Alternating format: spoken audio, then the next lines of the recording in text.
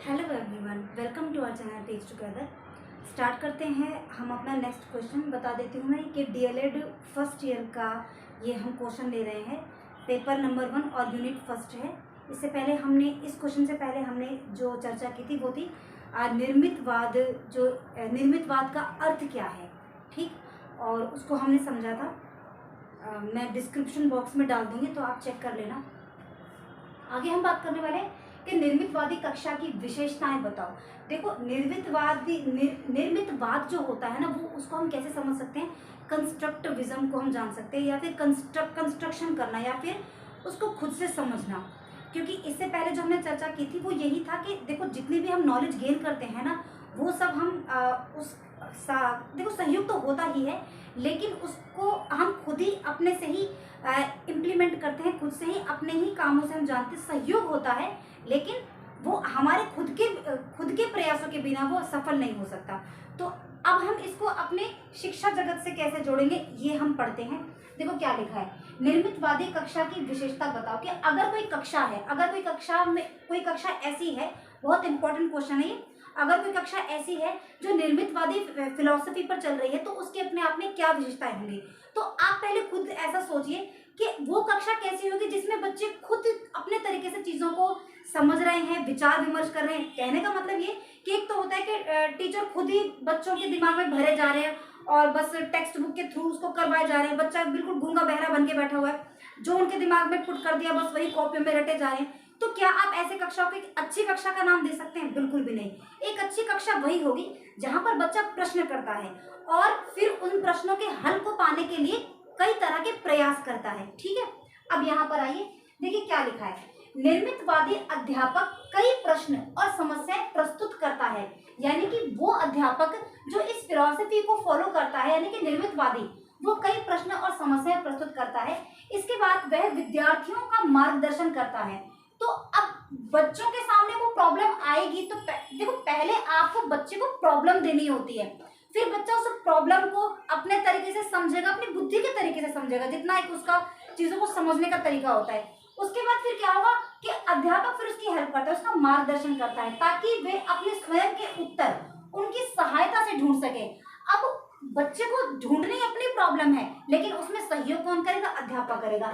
यहाँ पर आपको ये बात समझ लेनी चाहिए कि अध्यापक कोई आपके सर पे डंडा बजाने वाला कोई व्यक्ति नहीं है। वो विद्यार्थियों का सिर्फ एक सहयोग करने के लिए कक्षा में प्रस्तुत रहता है। ठीक है, बाकी ज्ञान का जो एक अर्जन होता है या फिर ज्ञान का जो निर्माण होता है वो बच्चा स्वयं करता है। आगे क्या है, ताकि वे अपने स्वयं के उत्तर उनकी सहायता से ढूंढ सके। वे अपनी शिक्षण प्रक्रिया में विभिन्न तकनीकों का प्रयोग करते हैं। अब जो बच्चा है या फिर जो टीचर है, टीचर बच्चे को समझाने के लिए, या फिर जो बच्चा है, जो स्टूडेंट होगा बेसिकली, वो अपने आप को उस चीज के हद तक पहुंचने के लिए तरह तरह की युक्तियों का प्रयोग करेगा। वे विद्यार्थियों को अपने प्रश्न स्वयं निर्मित करने के लिए संकेत प्रदान करता है। अब वो उनकी डायरेक्ट हेल्प नहीं करता है। जब आप लोग भी अगर पढ़ाते होंगे अपने घर में अपने छोटे भाई बहनों को, तो आप भी डायरेक्ट उनकी हेल्प नहीं करते हो। आप क्या करते हो? उनको क्लू देते हो, हिंट देते हो, और फिर बच्चा एकदम से आंसर कर देता है। फिर क्या है इसके बाद, वे अधिगम की अभिव्यक्ति और व्याख्याओं की आज्ञा देते हैं। अब यहाँ पर क्या हो रहा है कि जो स्टूडेंट होगा या फिर जो बच्चा होगा, एक टीचर उसको क्या करता है कि भाई ऐसे बोलेगा कि तुम बताओ कि क्या हो सकता है। तो ये वो अभिव्यक्ति वाली बात है कि टीचर क्या करता है कि उसको कहता है कि भाई तुम अपनी अभिव्यक्ति इसमें युक्ति लगाओ, तुम क्या सोचते हो, और व्याख्या करता है। जब बच्चा अपनी अभिव्यक्ति बताएगा कि भी मुझे ऐसा लग रहा है, मुझे ऐसा लग रहा है, तब टीचर क्या करेगा, अगर कुछ वो गलत कह रहे हैं तो फिर वो उसको व्याख्यात करेंगे, या फिर बच्चा खुद अपनी एक फिलॉसफी बताएगा, या फिर बच्चा जो कुछ समझता है, समझ रहा है, वो यहाँ पर उसको अपने टीचर के सामने रखेगा और आज्ञा देते हैं। उसके बाद क्या है, सामूहिक कार्य को प्रोत्साहन देते हैं। जो टीचर होते हैं वो क्या बोलते हैं, भाई जो भी तुम काम करो उसको ग्रुप में करो, तथा साथियों के स्रोत के रूप में प्रयोग करते हैं। क्योंकि जब कोई भी काम एक अकेला बच्चा अकेला कर रहा है, लेकिन अगर वो ग्रुप में होगा तो फिर सब अपनी अपनी बुद्धि लगाएंगे, सब अपने अपने नए नए तरीके बताएंगे, तो काम आसान हो जाएगा।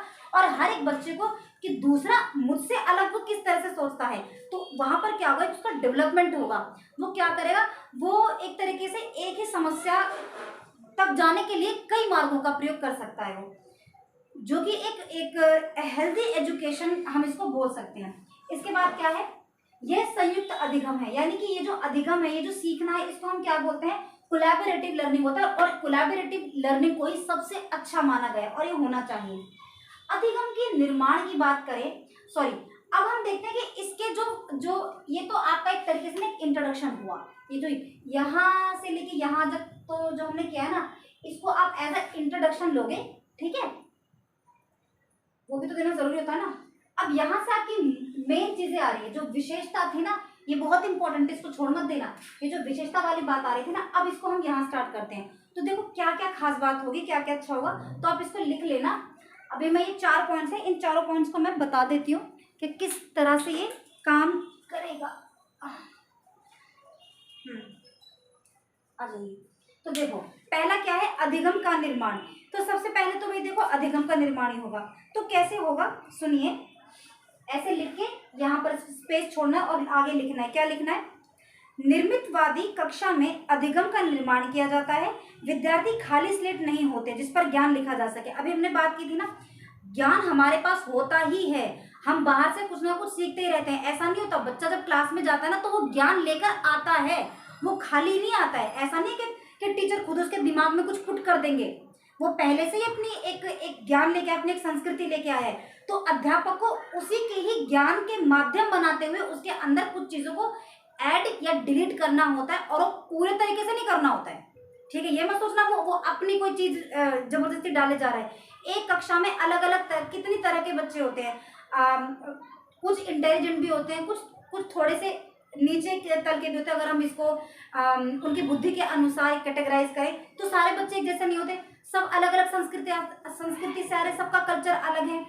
तो वो एक अच्छी चीज होती है, वो फ्रूटफुल चीज होती है, उसको हम नेगेटिव नहीं लेते हैं, ठीक है। तो क्या लिखा है, फिर से मैं पढ़ देती हूँ। निर्मितवादी कक्षा में अधिगम का निर्माण किया जाता है। विद्यार्थी खाली स्लेट नहीं होते जिस पर ज्ञान लिखा जा सके। वे अधिगम परिस्थितियों में पूर्व निर्मित ज्ञान, यानी कि वो पहले से ही ज्ञान को लेकर आ रहे हैं, विचारों और बोध के साथ प्रवेश करता है। अभी यही बात डिस्कस की हमने। यह पूर्व ज्ञान नए ज्ञान के सृजन के लिए एक बच्चे को निपुण बनाने में सहायता करता है। यानी कि वो अपने घर से, अपने कल्चर से कुछ ज्ञान ऑलरेडी लेके आया है, इसी ज्ञान को ही मूल आधार मानते हुए फिर एक अध्यापक उसका सृजन करता है, ठीक है। अब इसका दूसरा पॉइंट क्या है, निर्मितवादी कक्षा में अधिगम सक्रिय होता है। तो जो निर्मितवादी कक्षा होती है ना, जहां पर हम कंस्ट्रक्ट करते हैं, वहां पर जो अधिगम होगा ना वो ज्यादा एक्टिव होता है। एक क्योंकि यहाँ पर हम बात करते हैं तो इस चीज को हम ना डायरेक्ट इससे भी जोड़ सकते हैं, क्योंकि जब निर्मितवादी कक्षा होती है ना तो यहाँ पर कोलैबोरेशन जब बड़ा जबरदस्त होता है, कोलैबोरेटिव लर्निंग बड़ी जबरदस्त होती है। तो होगा क्या कि अगर एक बच्चा नहीं भी कर रहा है, उसका ध्यान नहीं भी, तो अगर 10 बच्चों को ध्यान है तो उसको ध्यान देना पड़ेगा, ठीक है, तो उसकी जिम्मेदारी बन जाएगी। तो इसको समझो क्या लिखा है, ये वाला पॉइंट बोल रही हूँ मैं, निर्मितवादी कक्षा में अधिगम सक्रिय होता है। कैसे, विद्यार्थी स्वयं के लिए नए बोध का सृजन करता है। अधिगम क्रियाएं विद्यार्थियों की संपूर्ण भागीदारी चाहती है। अभी बात की ना कि भाई अगर कोलैबोरेशन में पढ़ रहे हो, कोलैबोरेटिव लर्निंग कर रहे हो, तो फिर सबकी जिम्मेदारी बनती है कि सबको सहयोग करना पड़ेगा। अधिगम प्रक्रिया का आवश्यक भाग है विद्यार्थी का अपनी क्रियाओं की चर्चा करना। विद्यार्थी स्वयं अपने लक्ष्य और अपने मूल्यांकन के साधन तय करता है, ठीक है। यानी कि एक टीम वर्क के साथ बच्चा अपना काम करना सीखता है। नेक्स्ट पॉइंट क्या है, सहयोगी अधिगम होता है, तो चर्चा कर ही चुके हैं इसकी हम। तो क्या लिखा है, निर्मितवादी कक्षा विद्यार्थी के सहयोग पर निर्भर करती है। अधिगम में सहयोग क्यों योगदान करता है, इसके भी कई कारण हैं। इसका एक मुख्य कारण यह है कि इसमें विद्यार्थी केवल स्वयं ही नहीं सीखते, बल्कि अपने साथियों के जो उसका पीयर ग्रुप होता है उनसे भी सीखते हैं। जब विद्यार्थी संयुक्त रूप से रिव्यू करते हैं और स्वयं को अपनी अधिगम प्रक्रियाओं में प्रतिबिंबित करते हैं, तब वे एक दूसरे से कई प्रकार की व्यू रचनाएं और विधियां अर्जित करते हैं। यहाँ पर क्या मतलब है कि जब एक वो टीम वर्क में काम करेगा ना, एक तो हर एक बच्चे की अपनी जिम्मेदारी बनेगी ही बनेगी कि हाँ भाई अब तो सबको काम करना है। इसके अलावा क्या होगा कि अब वो जो एक काम तो एक ही हो रहा है, लेकिन बुद्धि के लिए अलग अलग बच्चे बैठे हुए, 10 बच्चों की भी टीम है तो 10 तरीके से वो काम किया जा रहा है। तो उससे क्या होगा कि हर एक बच्चे को ये पता चलेगा कि हाँ भाई देखो ये काम इन 10 तरीकों से भी किया जा सकता है, ये बात होती है। आगे क्या है, अधिगम जांच पर आधारित होता है। भाई जो भी वो सीख रहे हैं उसमें जांच तो हो ही रही है ना, 10 बच्चे बैठे हैं, एक उनके ऊपर मेंटोर है यानी कि टीचर है, वो उनको वहां से गाइड कर रहा है जो टीचर है, तो वो जो अधिगम होगा ना, तो वो हवा हवा ही नहीं होगा। एक बच्चा ही गलती कर सकता है, दो कर सकता है कि भाई उन्होंने तुक्के मार दिए या फिर कुछ भी अपने तरफ से ऐड कर दिया, या फिर बस काम को निपटाने के लिए जल्दी से उसको उल्टा सीधा कर दिया। लेकिन 10 बच्चों में कहाँ तक करेंगे? एक अगर कोई एक गलती कर रहा है तो 4 बच्चे तो टोकेंगे ना। तो फिर होगा क्या कि वो जो अधिगम जो होगा वो किस तरह से हो कि उसकी जांच की जा सकती है, यानी कि उसका मूल्यांकन किया जा सकता है। तो इसको कैसे समझेंगे हम? देखिए, निर्मितवादी कक्षा में मुख्य क्रिया होती है समस्या का समाधान।